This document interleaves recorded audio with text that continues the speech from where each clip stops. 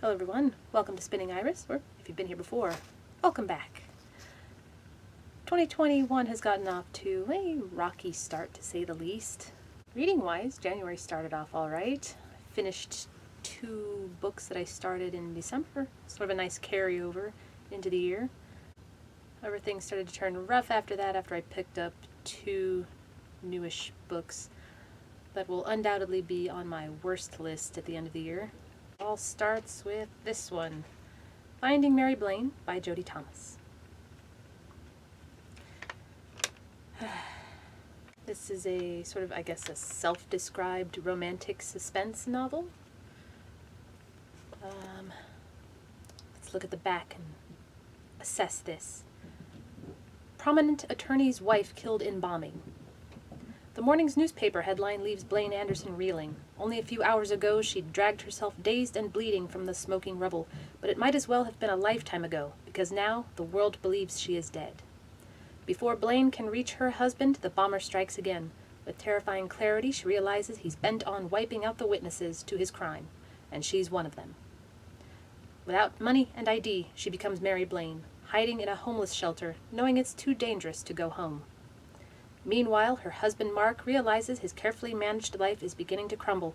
After years of taking Blaine for granted, he finally grasps how nothing, not even a promising career in politics, is worth it without her by his side. Desperately, he searches for anyone who was with Blaine just prior to the blast.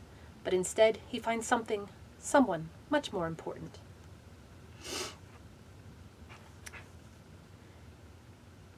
Yeah, about half of that is in here.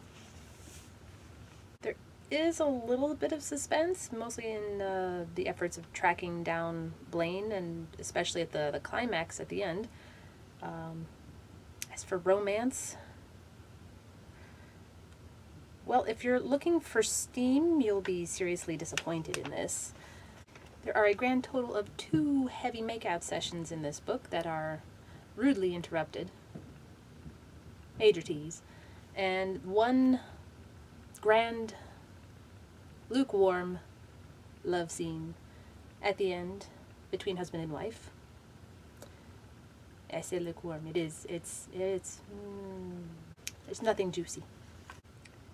What's actually kind of sad is there is a pretty good story in here under the romantic and the suspense trappings. I have a feeling this started out as one kind of story, and then the author looked at it and said, what can I do to make this more exciting, more tantalizing? And some of it works, some of it doesn't. Let me back up a little bit. In this book, we follow the titular character of Blaine, who was given the name Mary by a woman she meets on the streets, and Blaine's husband, Mark, who is not a very good character. In fact, following him in this book is rather frustrating.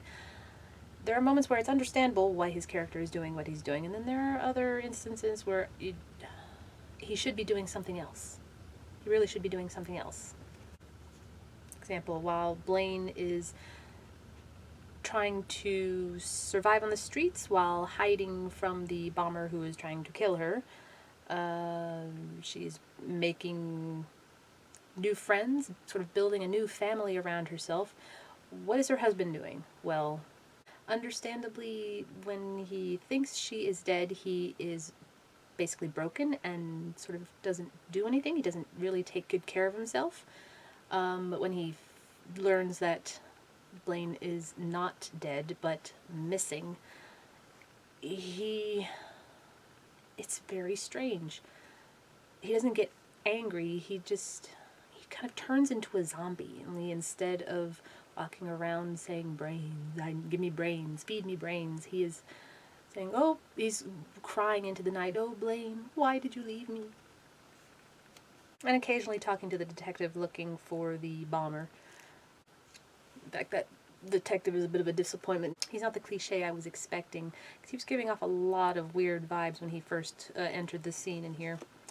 The mustache twirling, haha, I'm the bad guy you weren't expecting. No, he's not that. No, that would have been much too interesting. Nor is he shown to be that pit bull detective going around with a picture of Blaine saying, have you seen this woman? Have you seen this woman? No, he's not doing that. So, yeah. I originally got this book as part of a romance book club that I accidentally signed up for. This one and another one that I will most likely get to at some point. This has been in my collection for too long, and I just happened to grab it because it was handy. Jodi Thomas will render you breathless. Not in this book. So, what's happening in this book? Well, true, Blaine and her husband Mark are not speaking to each other. Or not speaking the way a married couple should be speaking to one another. He is hyper-focused on his work. He is an attorney with hopes of going into public office. And Blaine is his, not really trophy wife, but she is the good wife standing behind her man, being supportive. She works in a library doing research. Not really sure what kind of research, just research. I don't know. They're described later on as having rough backgrounds with parents that did not care. At the beginning we meet Blaine. We don't meet her husband until much later, which is really weird. So we don't see any interactions between them at all until much later, with the exception of a few, like, memory flashbacks, but they're not really flashbacks, it's more like thoughts. Anyway, Blaine is worried. She's not been feeling quite herself, and since there is a history of cancer in her family, she is wondering if she has cancer or if she is possibly pregnant with a child that may or may not be convenient. So she's going to a community clinic to find out what is going on, leaving her husband a very cryptic note saying, "We have to talk." And once she is at the clinic, she's in a room and being assisted by a woman who bears a striking resemblance to her. Slim build, blonde hair, yada yada, who ends up taking Blaine's personal objects out into the main part of the building. While Blaine is waiting, she sees a strange man outside the building in a ball cap doing strange things like leaving packages by the window and running away. And then moments later, the building explodes. Yeah. Blaine is thrown free of the building. I'm not exactly sure how that works.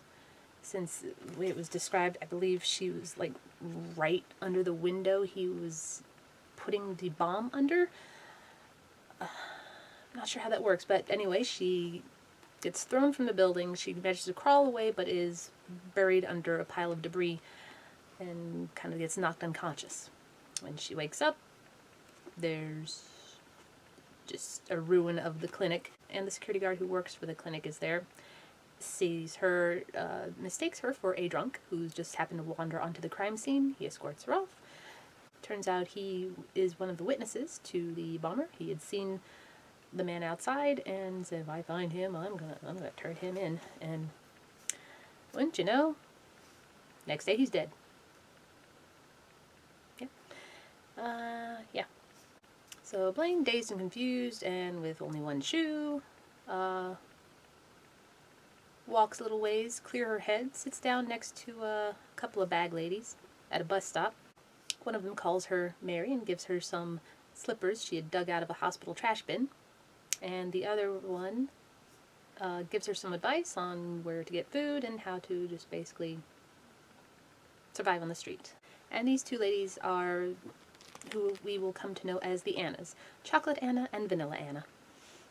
Vanilla Anna's got quite a harrowing backstory that just kind of gets mentioned briefly. She's not quite right. Chocolate Anna is a little more sensible, but they kind of take care of each other. A couple of nice ladies. They kind of pass through the story. Once Blaine has caught her thoughts, she decides she's going to go to her husband's work to see if she can catch him when he comes in, because she is unable to walk home, I guess. But yeah, she waits in the parking garage, and a couple people wander in. One of them happens to be Mark's boss, and the other, a strange man in a ball cap. And she overhears a conversation, and that conversation is rather threatening. And she realizes that it was not a random bombing, but she was, in fact, herself the target, and her husband is in danger. Danger. So what does she do? She doesn't know what to do, so she goes to the food kitchen that the Annas told her about. She meets them there. She has some food. She manages to clean herself up a little bit and attempts to make a phone call, calling the number that only she calls, and is not quite understanding why her husband does not recognize her voice when she calls him. And yeah. And after that we get a little bit of Mark's perspective. It's described getting the news of a bombing. He finally looks at Blaine's note, which he stuffed in his pocket but didn't bother to read, and goes running off to the clinic. And there he incorrectly identifies the, I guess, nurse or med tech who was assisting Blaine at the clinic, and mistakes her for Blaine because she happens to be holding Blaine's jewelry, and Blaine's coat is by her body as well. And of course, they have this similar look. So he's understandably broken again. His boss, man called Winslow's, super supportive and says, "Oh, take some time off. We will distribute your cases. Don't worry. Take all the time you need to grieve." Yada yada, of course. And what does Mark do? He doesn't answer his phone. He turns off his messages. He doesn't answer his phone when it does ring. Yeah. He just kind of doesn't do anything. Meanwhile, Blaine is trying to adjust to her new situation. She makes a connection with another man who shows up at this food kitchen a couple days later. A man we will come to know as Miller. He's a bit of a prickly character that a few people have warned her not to get involved with. But it's at the food kitchen. It's basically sit with him or the gang of teenagers who are horny and threatening. Yeah, so she sits with Miller, and as she's getting ready to leave, she spots the bomber walk in to get some food. And just to make sure it is him, she goes to look him in the eye. And he recognizes her too, because he saw her through the window. And Blaine bolts, grabs Miller, orders him to cause a distraction, which he does, and she literally runs for her life. She breaks into her place of work at the library, finds a gym bag that she had left there conveniently with a change of clothes, and with her bag she conveniently sneaks into the gym that she uses. And yeah, that's basically how she survives, is sneaking into the gym, showering, using the pool, whatnot. Still wondering what's wrong with her, thinking about Mark and why he's not answering the phone. So Mark's going through the motions. He stumbles into an interesting relationship with the neighbor that nobody likes, a woman named Miss Lily. Honestly, Lily and Miller are more interesting than the main characters. Yeah. In fact, Mark has surprisingly better chemistry with Lily than he does Blaine, and Blaine has better chemistry with Miller than she does with Mark. It's very strange. In fact, Miller's and Lily's stories are incredibly interesting. He's a Vietnam War veteran who saved a bunch of people and had been basically abandoned by his wife. He's living off the street so he doesn't have to be beholden to anybody. Basically kind of removing himself from society because society screwed him. He has like one or two people who he gives a crap about, one of them being an elderly doctor named Early, which Blaine meets later on. And Lily, married 3 times, highly educated woman with an eccentric lifestyle. Yeah, it's so weird when Mark's not going to work. He's hanging out with Lily, eating Subway sandwiches and watching reality TV. And again, what is Blaine doing?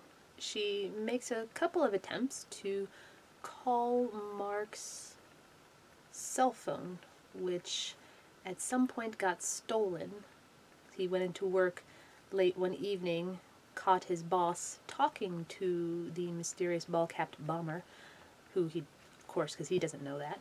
Well, anyway, he goes into his office, and I think he falls asleep in there, and discovers his phone is missing. Doesn't go to ask his boss, hey, did you happen to see what I did with my phone? No. The bomber took it. And, of course, Blaine leaves a message on his cell phone, which the bomber somehow accesses. Don't know how you do that. Those are usually password protected, unless he's a major hacker. But that's never really talked about. He's described as a guy who worked in like oil rigs or something. After digging out that message, figuring out the meeting place, it's basically near the same bus stop where Mary Blaine, met the Annas. So she sits down with them. It's raining. They are accosted by the same group of teenage thugs who start harassing somebody else at the bus stop. And the Detective Randall, again, who is looking into figuring out where the bomber is and where Blaine is and, all that. He wanders into the scene somehow. He ends up chasing the thugs off, but one comes back and stabs Blaine. Nothing's too serious, like a little scratch, little graze, but it's enough to cause some concern because she runs away from the bus stop, manages to find another homeless person she had befriended, a man named Shakespeare, who's a drunk who sleeps in a doorway, and he finds Miller. Miller takes her to Dr. Early, and he patches her up and gives her the answer she's been looking for, that she is not pregnant with cancer, but pregnant with a baby. Because it was never going to be cancer. Not in a romance novel. At least not the cliched romance novel. And Mark, at this point in time, has been informed by Randall, of course, that the body was misidentified. Blaine is missing. Mark is confused. His days are filled with going to work like a zombie, going through the motions, not really doing anything, living out of his car, spending some of his evenings having dinner with Lily, and then walking the streets looking for Blaine, or someone who looks like Blaine. Not looking for people who know or have seen Blaine since the bombing, just looking for Blaine. Yeah. And generally feeling sorry for himself. Back to Blaine. She's no longer in the streets. She is staying with this elderly Dr. Early, who is very slowly dying. But like her, likes books, so they have that in common. And while she's there, she meets a new character, a young lady named Tuesday, who's the daughter of the housekeeper who's taking care of Dr. Early. And she and Miller sort of concoct a plan to catch the bomber. So Miller basically utilizes the property that he owns. He opens it up as a muffin cafe because Tuesday is really good at making muffins. And it's an interesting idea. It's a safe street corner for Blaine to keep an eye out for the bomber. Wouldn't you know it, Mark and Randall walk in one evening. And of course, Mark doesn't immediately recognize Blaine because,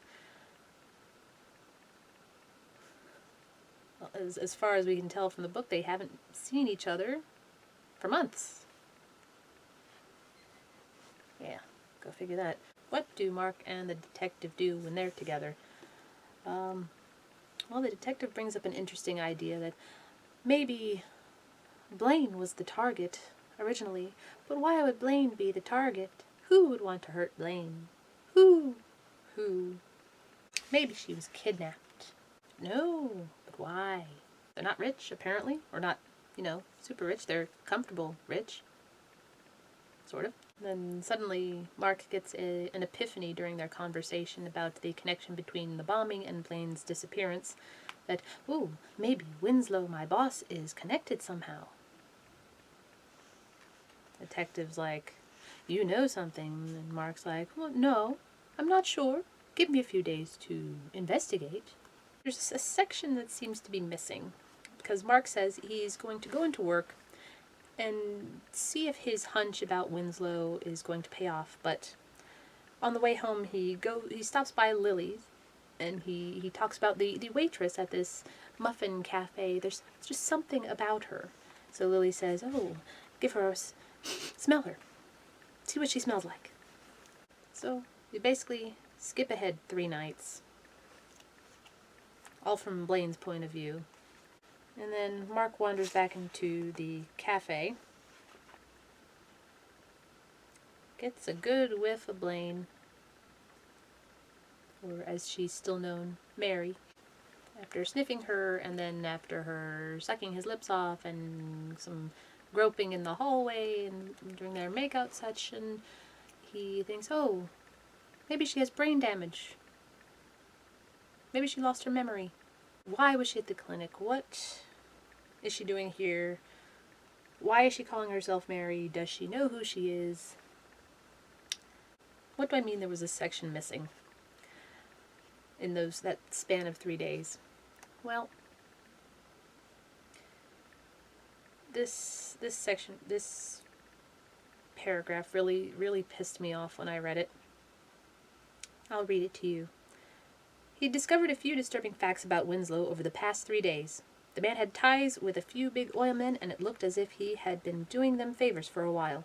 The question was, what were they doing for him in return?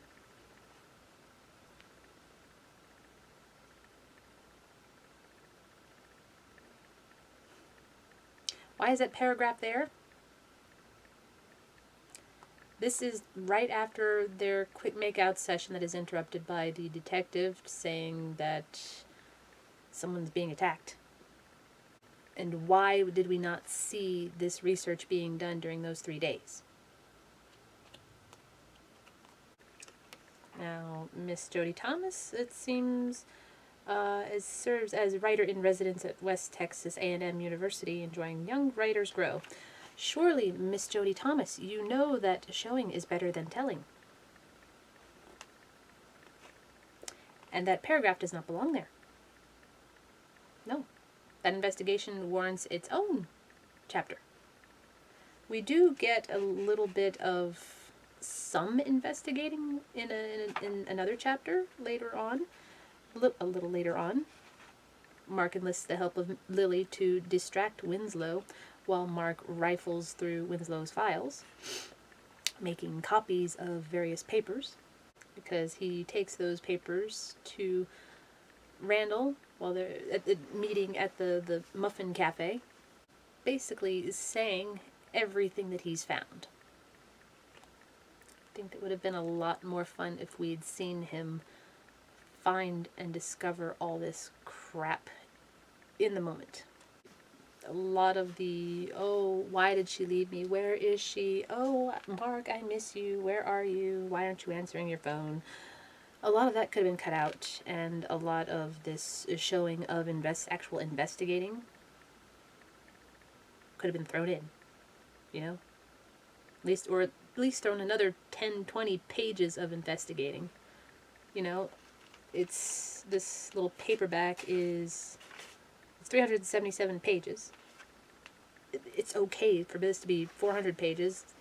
I don't know I don't know if that investigation was cut out for, I don't know, length. I don't know. It's missing. And Winslow as a bad guy is... he's terrible. There's really only, I think, 4 scenes in the whole book. 2 of them he's talking to the bomber. One of them he's talking to Anderson, and the 4th one he is being cleverly distracted by Mark and Lily. And the climax. Bomber himself is not a terrible villain. He's not the smartest villain I've ever read. In fact, he's taken down quite conveniently at the end by a strategically placed bullet. Not dead, just wounded. And of course, Blaine finally gets to go home, realizing that the old home was not home anymore. And yeah, that's not her anymore, so they have their little love scene, and she goes back to Dr. Early's house, because she cares a great deal about him, and Mark is an idiot a little bit, and then realizes, oh, well, this world isn't really ours anymore, so I'm going to follow her, do what she wants this time. So yeah, it's a happy ending, I guess. Yep. Finding Mary Blaine. That's really all the story. The best parts of the story is Blaine figuring out who she is. A lot of her character is rather inconsistent. She at once seems like a shy, mousy woman, but yet she's really good with talking to people, really personable. And she talks to herself like, oh, I'm rebuilding myself the way I rebuilt myself after my mother died. And then she melts into a puddle of nonsense every time she thinks about Mark. Mark's terrible. Again.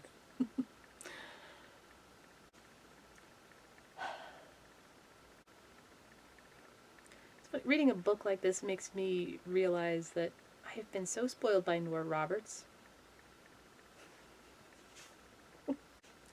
Nora Roberts is not afraid to make her villains villainous.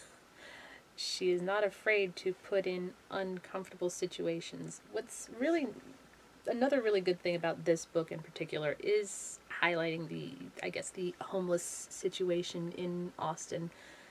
Some of the reasons why people are living on the streets.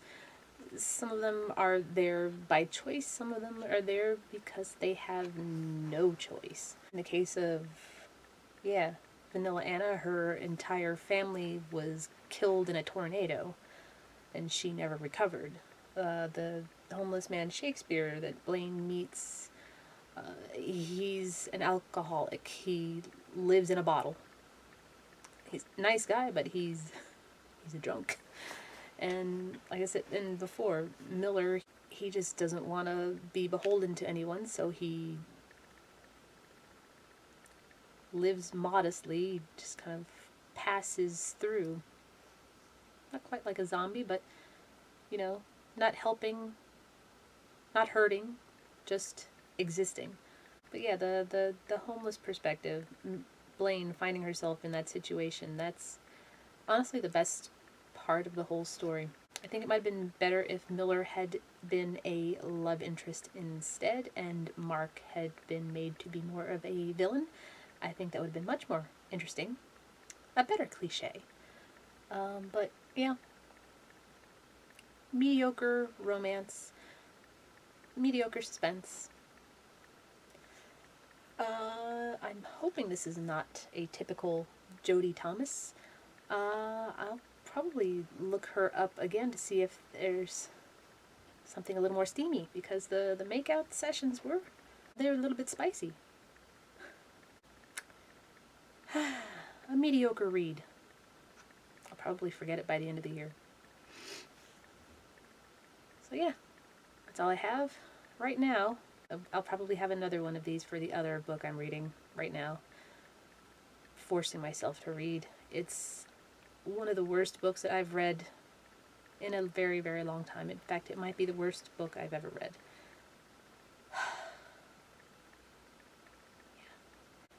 Yeah, well, if you enjoyed this ramble, be sure to like. If you want to see what I have coming up next, hit subscribe, ring the bell, do whatever. I'll see you in the next one. Take care. Bye-bye.